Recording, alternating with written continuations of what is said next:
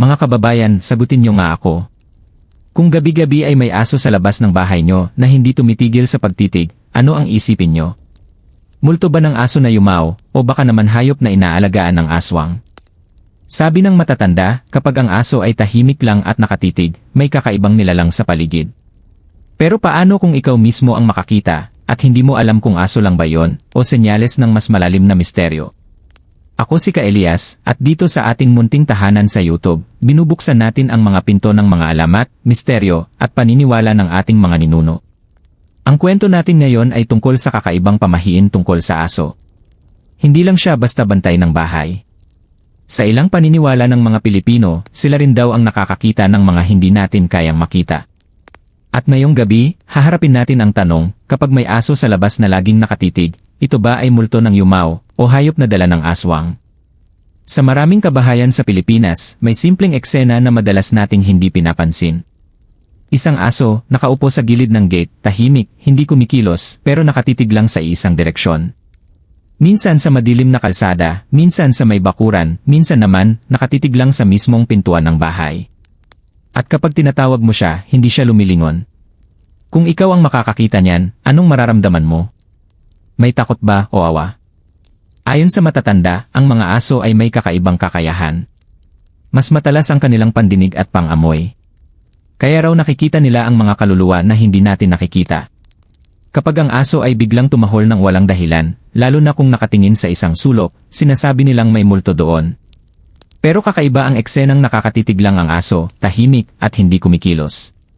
May kwento ako sa inyo. Isang listener natin mula sa Bicol ang nagpadala ng kanyang karanasan. Ang sabi niya, gabi-gabi raw, tuwing alas 12, may aso silang dumadayo sa tapat ng bahay nila. Hindi nila kilala ang asong iyon. Hindi kapitbahay, hindi pag-aari ng kung sino. Pero lagi itong nakaupo sa tapat ng pinto, nakatitig. Walang tahol, walang kilos. Nasa ilalim lang ng post ng ilaw, parang may hinihintay. Ang tatay niya, hindi mapakali, at sabi ng lolo nila, baka raw iyon ay multo ng kanilang dating alagang aso na yumaw ilang buwan lang ang nakalipas. Sabi ng lolo niya, kapag ang aso ay namatay, lalo na kung malapit ito sa pamilya, may pagkakataong bumabalik ito para magbantay. Hindi raw nawawala ang pagmamahal ng aso sa amo, kaya kahit kaluluwa na lamang, pinipili nitong magbantay sa pintuan ng bahay. Nakakaantig isipin, pero may ibang paliwanag ang iba. Ayon naman sa kapitbahay nila, baka raw hindi ito multo, kundi isang hayop na ginagamit ng aswang. Sa mga paniniwala sa probinsya, ang mga aswang ay kayang mag-anyong hayop, lalo na aso, pusa, o baboy. Madalas, mapapansin mo raw ang kakaibang tingin ng hayop na ito, at hindi ito kumikilos na parang normal na hayop. Tahimik, matalimang mata, at tila nagmamasid. Kaya tuloy nagkaroon ng alitan ang pamilya. Sino ba ang tama? Ang lolo na naniniwalang iyon ay multo ng aso nilang namatay, o ang kapitbahay na naniniwalang iyon ay aswang na nagmamasid sa kanilang pamilya. Mga kaibigan, dito natin nakikita ang dalawang mukha ng isang simpleng eksena. Ang pagmamahal at pagkalinga ng alagang aso, kontra sa takot na dala ng mga kwento ng aswang. Sa kultura natin, laging magkasama ang emosyon at takot, lalo na pagdating sa mga hayop na kasama natin sa araw-araw. Kaya ang tanong ko sa inyo, kung kayo ang nasa sitwasyon, ano ang mas paniniwalaan nyo? Na ang asong nakatitig ay kaluluwa ng dati ninyong alaga, o na ito ay aswang na nag-aanyong hayop? Kung nagustuhan niyo ang kwento at gusto ninyong marinig ang susunod na bahagi ng misteryo, huwag kalimutan na mag-like, mag-subscribe, at i-save ang video na ito para hindi kayo mahuli sa susunod na kabanata ng ating paglalakbay sa alamat at paniniwala. Kung mapapansin natin, iba ang tingin ng mga matatanda kapag aso ang gumagawa ng kakaiba. Kapag pusa ang biglang napatitig, hindi ganoon kalaki ang kaba. Pero kapag aso, may bigat. Dahil sa pamahiin, aso raw ang pinakasensitive na hayop sa paligid.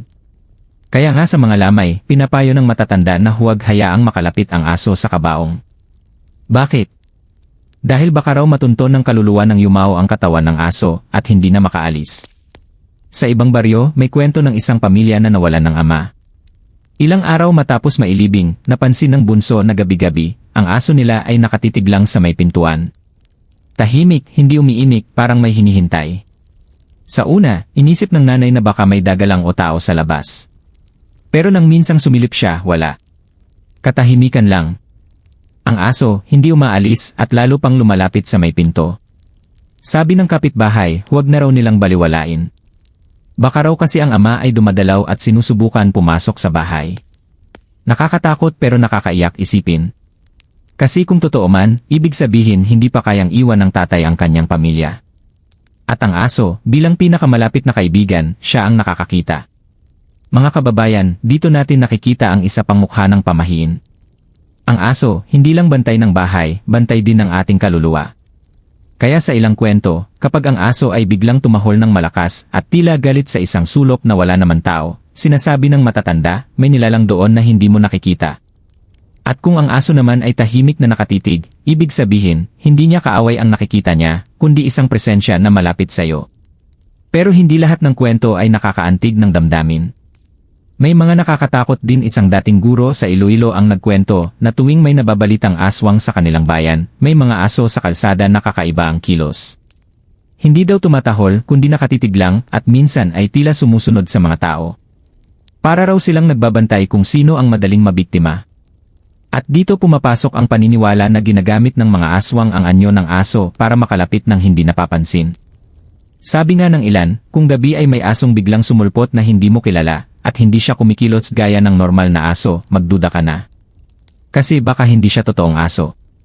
Baka yon ay anyo ng isang nilalang na masama ang pakay. Kaya nga sa ibang probinsya, may mga tao na naglalagay ng bawang, asin, o kahit buntot pag-isa labas ng bahay. Para raw proteksyon laban sa mga hayop na hindi hayop. Isipin nyo, ganoon kalakas ang paniniwala ng mga Pilipino, na kahit simpleng titig ng aso, may kahulugan at koneksyon sa ating kaligtasan. At kung isipin natin, may magkaibang emosyon ang dalawang paniniwala na ito. Kung multo ng alaga mong aso, mararamdaman mo ay pag-ibig at pangungulila. Pero kung aswang na nag-anyong aso, ang mararamdaman mo ay kaba at takot. Kaya minsan, nasa atin na rin kung alin ang mas pinaniniwalaan natin. Mga kaibigan, sa unang bahagi pa lang, nakikita na natin kung gaano kalalim ang paniniwala ng Pilipino pagdating sa mga aso at sa kanilang misteryosong kakayahan. Hindi sila basta hayop lang. Para sa atin, sila ay tulay sa pagitan ng nakikita at hindi nakikita. At kapag may aso sa labas ng bahay na laging nakatitig, hindi mo alam kung ang dala niya ay proteksyon o panganib. Kaya ngayon, tanong ko ulit. Kung kayo ay makakakita ng ganoong aso ngayong gabi, paano kayo magre-react? Lalapitan niyo ba siya at sasabihin baka multo ng inyong minahal na aso, o iiwas kayo dahil baka nga ito ay isang nilalang na galing sa dilim? Kung sa unang bahagi ay pinag-usapan natin ang posibilidad na ang asong nakatitig ay kaluluwa ng yumao, ngayon naman ay lilipat tayo sa mas nakakakilabot na paniniwala. Ang mga aso na nakikita natin sa gabi, lalo na kapag kakaiba ang kilos, ay maaaring hindi basta aso lamang. Sa maraming probinsya, may malakas na paniniwala na ang mga aswang ay may kakayahang mag-anyo bilang hayop. Pinakakaraniwan, aso, pusa o baboy. Pero ang pinakakilalang anyo, aso. Dahil kapag aso ang nakita mo, hindi ka agad magdududa. Kasi normal lang na may asong gala sa kalye o sa gilid ng bakuran.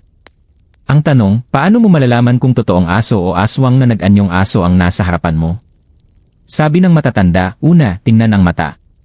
Kung ang mata raw ng aso ay tila mas maliwanag kaysa sa dapat, at nakatitig ng matagal na parang tao, magduda ka na. Hindi raw normal sa hayop ang ganoon. Pangalawa, ang lakad. Ang aswang na nag-anyong aso ay hindi kumikilos na parang hayop. Hindi ito makulit o palaboy gaya ng normal na aso. Tahimik lang, laging nakatitig at tila nagmamasid. May kwento mula sa antike. Ayon sa isang lola, noong kabataan niya raw, gabi-gabi ay may asong lumalapit sa kanilang bahay. Maputi ito, malinis ang balahibo, at kakaiba ang tindig. Sa umpisa, inisip nilang aso lang ng kapitbahay. Pero napansin nilang tuwing gabi lang ito lumalabas, at tuwing may buntis sa kanilang barangay, sa mismong harapan ng bahay nito laging nagbabantay. Ang iba ay natakot, dahil sabi ng mga matatanda, baka raw iyon ang aswang na naghihintay ng tamang pagkakataon para saktan ang bata sa sinapupunan. Kaya nga raw, kapag may buntis sa bahay, laging may nakahandang bawang, luya, at asin. At kapag may asong palaging nakatutok sa pintuan, pinapaalis agad. Kasi baka raw hindi totoong aso, kundi nag-aabang ng pagkakataon. Nakakatakot isipin, hindi ba? Isang simpleng aso lang, pero baka pala mata ng isang aswang ang nakatitig sa'yo. May isa pang kwento mula sa Capiz. Isang lalaki raw ang naglalakad pa uwi bandang alas 11 ng gabi. Napansin niyang may asong itim na sumusunod sa kanya. Sa una, hindi niya pinansin. Pero nang tumingin siya pabalik, napansin niyang nakatitig lang ito at hindi kumukurap. Mabilis siyang naglakad, pero ang aso, pareho pa rin ang layo sa kanya. Hindi tumatakbo, hindi rin bumabagal. Ang sabi niya, parang pinagmamasdan siya. Pagdating niya sa bahay, huminto ang aso sa tapat ng kanilang bakod. Kinabukasan, nagtanong siya sa kapitbahay kung sino ang may-ari ng itim na aso. Walang nakakakilala. Hanggang ngayon, ang kwento ay kumalat na yon ay isang aswang na nag-anyong aso. Mga kababayan, dito natin nakikita ang bigat ng pamahiin. Kapag aso ay may kakaibang kilos, agad itong binibigyang kahulugan. Kasi nga, ang aso ay matalik na kasama ng tao, pero sa gabi, maaari rin daw itong maging maskara ng kasamaan. Kaya sa mga baryo, may ilang paniniwala kung paano mo mapoprotektahan ang sarili laban sa mga asong maaaring hindi aso. Una, magdala ka raw ng bawang o asin sa bulsa. Pangalawa, huwag kang titingin diretsyo sa mata ng hayop na yon dahil baka raw ma-hypnotize ka o maakit na sumunod. Pangatlo, kung kaya mo, dumiretso ka sa bahay nang hindi lumilingon. Dahil ang paniniwala, kapag pinansin mo, mas lalo kang ginagalaw ng nilalang na yon. Ang mga aswang ay matagal ng bahagi ng ating folklore. Pero isipin nyo, bakit nga ba aso ang madalas na anyo? Sabi ng mga antropologo, dahil ang aso ay likas na bantay. Kaya kapag ang isang nilalang ay nais magbantay ng bahay ng biktima, mas madaling gamitin ang anyo ng aso. Dahil hindi siya agad mapaghihinalaan. Kung sa unang bahagi ay naramdaman natin ang emosyon ng muling pagbabalik ng alaga, dito naman sa ikalawang bahagi ay dama natin ang takot at pangamba. Isang tanong na parang hindi mo alam kung gusto mong malaman ang sagot. Kung ang asong nakatitig sa labas ng bahay mo ay iyong kaibigan mula sa kabilang buhay o iyong kaaway na nag-aabang ng pagkakataon. Mga kaibigan, bago tayo lumipat sa ikatlong bahagi, isipin muna natin ito. Kung sakaling may aso sa labas ng bahay mo ngayong gabi, tahimik, nakatitig, at hindi kumikilos, susubukan mo ba siyang paalisin o papabayaan mo lang at isasara ang iyong pinto? Kung sa ikalawang bahagi ay pinag-usapan natin ang aswang na nag-aanyong aso, ngayon naman ay lilipat tayo sa mas malambot pero hindi pa rin mawawala ang kilabot. Ang paniniwala na ang multo ng aso ay bumabalik para magbantay sa kanyang amo. Mga kababayan, alam nyo ba na hindi lang sa Pilipinas may ganitong paniniwala? Sa ibang bansa rin, sinasabi nilang ang aso ay may kakayahang manatili kahit matapos silang pumanaw. Pero sa ating kultura, mas malalim ang bigkis ng aso at ng kanyang amo. Dahil para sa Pilipino, ang aso ay hindi lang bantay. Parte siya ng pamilya. Kaya kapag namatay, hindi basta-basta nawawala ang kanyang presensya. May kwento ang isang taga Laguna. Matagal nilang inalagaan ang aso nilang si Bantay. 15 taon nilang kasama ito. Nang mamatay si Bantay, halos buong barangay ang nakisama sa paglilibing. Pero makalipas ang ilang araw, gabi-gabi raw, naririnig nila ang pagkaluskos sa may pinto. At kapag sumisilip sila, may aso silang nakikita, nakaupo, at nakatitig lang. Katulad ng pwesto ni Bantay dati tuwing gabi. Pero sa tuwing lalapitan nila, biglang nawawala. Sabi ng lola nila, huwag kayong matakot. Hindi masama ang presensya. Bumabalik lang si Bantay dahil hindi pa siya sanay na wala na siya sa piling ninyo. At totoo nga, makalipas ang ilang linggo, tuluyang nawala ang presensya. Parang nagpaalam lang at pagkatapos ay nagpatuloy na sa kabilang mundo. Nakakakilabot pakinggan, pero kung ikaw ang nakaranas, mas mararamdaman mo ang lungkot kaysa takot. Kasi isipin mo, kahit sa kabilang buhay, hindi ka iniwan ng iyong alagang aso. Sa Ilocos naman, may paniniwala na kapag ang aso ay namatay, lalo na kung hindi pa matanda, maaaring bumalik ito para magbantay ng bahay. Hindi para takutin, kundi para siguraduhin na ligtas pa rin ang kanyang amo. Kaya daw minsan, may mga pamilyang nakakakita ng puting anino ng aso na dumadaan sa kanilang bakuran. Hindi nila ito hinahabol dahil paniniwala nila, iyon ay multo ng kanilang bantay na hayop. May isang makabagbag damdaming kwento mula sa Samar. Isang bata ang nagkaroon ng matinding karamdaman. Ang aso nilang si Puti ay laging nasa gilid ng kanyang kama, hindi umaalis.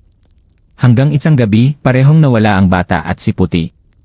Ang bata ay pumanaw dahil sa sakit, at si Puti ay biglang hindi na nakita. Ilang gabi ang lumipas, may nakikita raw ang nanay na puting aso na nakaupo sa gilid ng kama ng kanyang anak. Tahimik lang, nakatitig. Sa paniniwala nila, hindi iniwan ni Puti ang bata. Kahit sa kabilang buhay, magkasama pa rin sila. Mga kaibigan, kung naririnig nyo ito ngayon, baka maalala nyo rin ang inyong mga alagang pumanaw na. Naalala nyo ba ang kanilang mga mata, ang paraan ng pagtingin nila sa inyo. Sa ilang pamahiin, sinasabi na kapag may aso sa labas na nakatitig sa pinto, baka iyon ay kaluluwa ng iyong dating alaga, nagbabantay pa rin at nagpapakita ng kanyang katapatan. Kaya nga mahirap ipaliwanag kung bakit ganoon kalalim ang ugnayan ng aso at tao. Hindi lang ito tungkol sa pisikal na presensya. Kahit sa mundo ng mga multo, dala pa rin nila ang kanilang pagmamahal. Pero tandaan, hindi lahat ng nakikita ay multo ng alaga. May mga pagkakataon na baka guni-guni lang o dala ng kalungkutan. Ngunit sa kultura nating mga Pilipino, kahit na isang simpleng titig ng aso ay nagdadala ng malalim na kahulugan. Sa iba, ito ay babala. Sa iba naman, ito ay pag-ibig na hindi natatapos.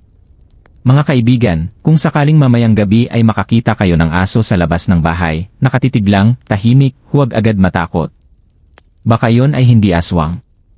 Baka yon ay multo ng inyong minahal na aso, nagpapaalala na kahit saan siya naroroon, hindi pa rin niya kayo nakakalimutan. May isa pang paniniwala mula sa mga matatanda sa Batangas. Kapag namatay raw ang aso, lalo na kung malapit sa may-ari, huwag daw basta ibalot sa sako at ilibing. Dapat raw ay igalang din ito na parang miyembro ng pamilya. Dahil kapag hindi, maaari raw magparamdam ang aso bilang multo. Minsan sa pamamagitan ng tahol na maririnig kahit wala namang aso, minsan naman sa anino na dumadaan sa gilid ng bahay. Isipin nyo, ganoon kalalim ang respeto ng mga Pilipino sa kanilang mga alaga. Kasi para sa kanila, may kaluluwa rin ang aso, at may karapatan din silang magbalik upang magpaalam. May nakakaantig na kwento mula sa Cavite. Isang pamilya raw ang nawala ng alaga nilang si Blacky. Bago ito namatay, ilang gabi siyang hindi kumakain, parang may hinihintay. Nang tuluyan na siyang pumanaw, gabi-gabi raw may naririnig silang yapak ng aso sa loob ng bahay, kahit wala namang hayop na nakapasok. Ang mga anak, imbes na matakot, natutuwa pa, kasi pakiramdam nila, si Blacky pa rin ang nagbabantay sa kanila.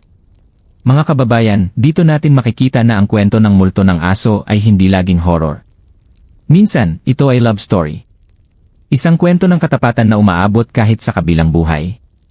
Kaya hindi katakataka na maraming Pilipino ang naniniwala rito, kasi lahat tayo, kahit papaano, may karanasan ng pagkakaroon ng alaga na parang kapamilya. Pero may isa pang aspeto na hindi natin pwedeng baliwalain. Sabi ng ilang matatanda, minsan daw, hindi talaga multo ng aso ang nakikita, kundi kaluluwa ng tao na nag-aanyong aso. Hindi dahil aswang, kundi dahil pinili niyang ipakita ang sarili sa pamamagitan ng anyong pinakamalapit sa kanyang mahal sa buhay. Halimbawa, kung may isang yumao na gustong magparamdam pero hindi makahanap ng paraan, maaaring gumamit ng imahe ng aso para hindi katakutan. Kaya raw minsan, ang nakikitang aso sa labas ng bahay ay hindi talaga aso, kundi mismong kaluluwa ng isang taong yumao na malapit sa pamilya. Ito ang dahilan kung bakit minsan, kahit nakakatakot sa una, nagiging emosyonal din ang karanasan. Dahil baka yon pala ay paraan ng isang minahal na yumao para iparamdam na hindi pa sila tuluyang umaalis. Mga kaibigan, hindi madaling sagutin ang mga ganitong karanasan. Kasi paano mo nga ba malalaman kung aswang ba o multo ng aso ang nakikita mo? Ang sagot ay wala sa mata, kundi nasa puso ng nakakaranas. Dahil kung ang nararamdaman mo ay takot, baka isipin mong aswang. Pero kung ang mararamdaman mo ay kalungkutan at pagmamahal, baka nga kaluluwa iyon ng isang alagang nagbabalik. Kaya ngayong bahagi ng ating usapan, gusto kong itanong sa inyo, may alaga ba kayong nawala at minsan ay pakiramdam ninyo ay nandyan pa rin siya? Naririnig nyo ba minsan ang yapak o naaamoy ang kanilang presensya? Kung oo, huwag kayong matakot. Maaaring iyon ay tanda na hindi nila kayo iniwan kahit sa kabilang buhay. Mga kababayan, sa ating kultura, laging magkahalo ang misteryo at emosyon. Kaya't ang multo ng aso para sa ilan ay nakakatakot. Pero para sa iba, ito ay alaala ng pagmamahal at katapatan na walang hanggan. Napansin niyo ba na kahit moderno na ang panahon, kahit may internet, CCTV, at cellphone na buhay pa rin ang mga pamahiin tungkol sa aso? At minsan, mas lalo pa silang lumalakas dahil sa social media. Kung mapapansin nyo, maraming kumakalat na video sa Facebook, TikTok, at YouTube tungkol sa mga asong nakatitig sa kung saan, tahimik, at parang may nakikita. May mga clip pa nga ng aso na biglang tumatahol sa dingding o nakatingin sa madilim na bahagi ng bahay.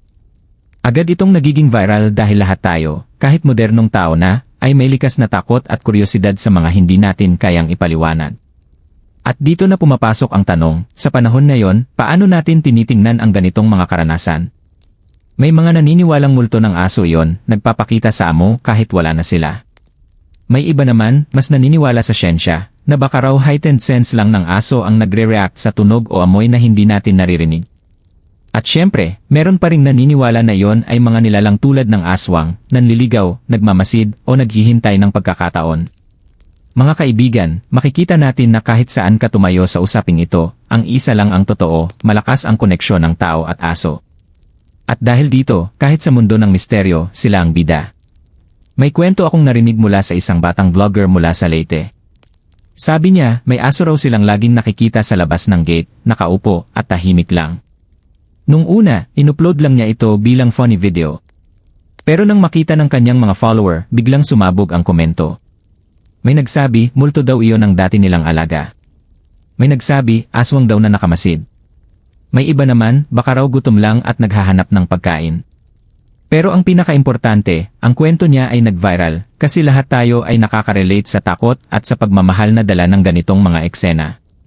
Kung isipin, ito ang dahilan kung bakit hindi nawawala ang ganitong kwento. Sa isang banda, takot tayo.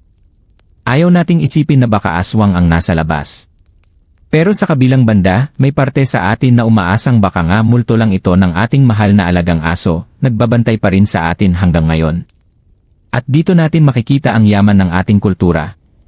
Sa Pilipinas, hindi mo pwedeng paghiwalayin ang alamat, pamahiin, at emosyon. Lahat sila magkakaugnay. Kaya kapag may aso sa labas ng bahay na laging nakatitig, hindi lang ito basta eksena ng gabi. Isa itong kwento. Kwento ng pagmamahal, kwento ng takot, at kwento ng paniniwala na dinadala natin mula pa sa ating mga ninuno. Mga kababayan, bilang pagtatapos, gusto kong itanong sa inyo. Sa lahat ng narinig ninyo ngayong gabi, ano ang mas pipiliin ninyong paniwalaan? Na ang asong nakatitig sa labas ng bahay ay multo ng inyong minahal na aso, o na ito ay hayop na anyo ng isang aswang na nag-aabang? Walang maling sagot. Dahil sa huli, ang paniniwala ay hindi lang tungkol sa kung ano ang totoo, kundi kung ano ang nagbibigay saysay at kahulugan sa ating karanasan. Kaya't kung ngayong gabi ay makakita ka ng aso sa labas, nakatitig, at tila hindi kumukurap, huminga ka ng malalim at tanungin ang sarili mo, kaibigan ba siya, o kalaban? Ako po si Ka Elias, at ito ang inyong tahanan ng mga alamat, misteryo, at paniniwala. Kung nagustuhan niyo ang ating kwento ngayong gabi, huwag kalimutang mag-like, mag-subscribe, at i-share ang video na ito para mas marami pa tayong kababayan ang makasama sa ating paglalakbay sa mundo ng kababalaghan. Hanggang sa muli mga kaibigan. Ingat sa gabi.